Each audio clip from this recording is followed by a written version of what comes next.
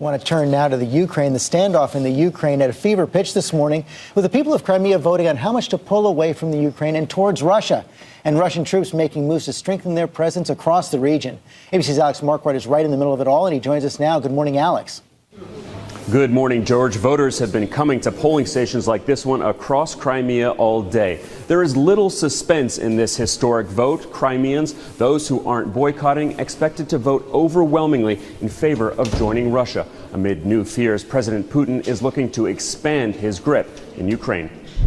This morning, we drove with 27-year-old Damian Koslov as he went to cast his vote to join Russia. It's a holiday. For Damian, the vote means going back home. I'm Russian and I want to live in Russia, and it's a real holiday. It's a real event. It is one of the most important days in all my life. The process was simple and quick, the voters quiet but determined. So how does it feel? Yeah, we are going to Russia. The United States and Europe have slammed the referendum as illegitimate. But Russian and Crimean leaders, like Prime Minister Sergei Aksyonov, argue it is simply about Crimeans choosing for themselves where they belong. I think that President Obama is a smart man who understands that it's impossible to ignore the will of the majority of Crimeans, he told us. I hope Americans will understand that today, Crimeans also have a right to a free choice.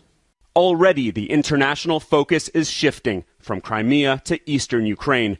Almost 9,000 Russian troops have massed along Ukraine's border, while in eastern cities, dueling protests have grown deadly. And now, Russia says it is considering calls to intervene.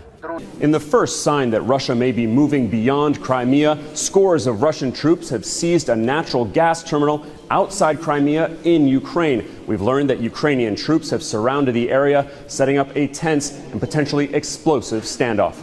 George? Okay, Alex Marquardt, thanks very much. Very tense there. I'm here now with GMA Weekend anchor Bianna Golodryga. And Bianna, we're getting some confusing reports from the region this morning. You see there, military moving in the Crimea. You were able to talk to Ukraine's foreign minister. That's right. I did speak with the foreign minister, and he's hopeful but not very optimistic that this will be resolved peacefully. But I started the interview by asking him about whether or not that gas plant was seized. We do see it as a provocation, and one of those many provocations that Russians are trying to organize on the territory of Ukraine. We will not go for provocation, since we wanted to go for a peaceful solution of this crisis. And your ministry actually issued a statement saying that Ukraine reserved the right to use all necessary means to stop a military invasion by Russia. Do you have the military to back up that statement? Look, if you compare the military arsenals of Ukraine and Russia, of course, the Russians' positions are much better, overwhelming positions and strengths.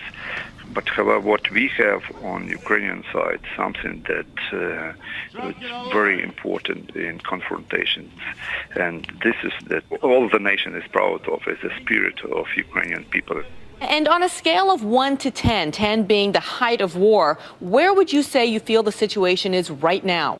Quite high. Quite high. And equally disturbing, I asked if he had a chance to speak with his Russian counterpart, Sergei Lavrov. He said no, that John Kerry was trying to orchestrate a meeting. Remember that the Russians have not recognized this legitimate government now in Ukraine. But, of course, they have been recognized in the U.S. The Prime Minister and the Foreign Minister were in Washington last week, where they said they got bipartisan support. And meantime, we have learned that the acting defense minister, one report that of a possible truce now between Russia and the Ukraine, at least until March 21st. But as you said, the foreign minister knew nothing of it. And the foreign minister, the last I spoke with him, was about to get on a flight to Brussels to meet with his EU counterpart. So I have reached out to him, and of course, we'll update if we hear anything. Okay, Bianna Golodryga, thanks very much.